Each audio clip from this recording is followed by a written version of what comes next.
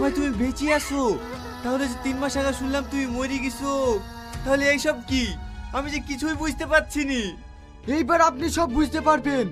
আমি ভাবতাম আপনারা সবাই আমাকে অনেক ভালোবাসেন, কিন্তু না, আমি আজ সব বুঝতে পারছি। আপনারা আমাকে না, আমার টাকাকে ভালোবাসেন। দেখেন দেখেন আমার বাবা মা, যাকে আমি 1 টাকা দিয়েও সাহায্য করিনি, কিন্তু তার সত্ত্বেও আমাকে বিনা স্বার্থে ভালোবাসে।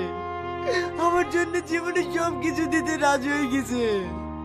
বাপ মায়ের মতো ভালোবাসা এই জগতে আর কেউ বাঁচতে পারবে না। মা, বাড়ি চলো। ওগো, তুমি আমাকে তুই চলে এসেছো যে? দাঁড়াও।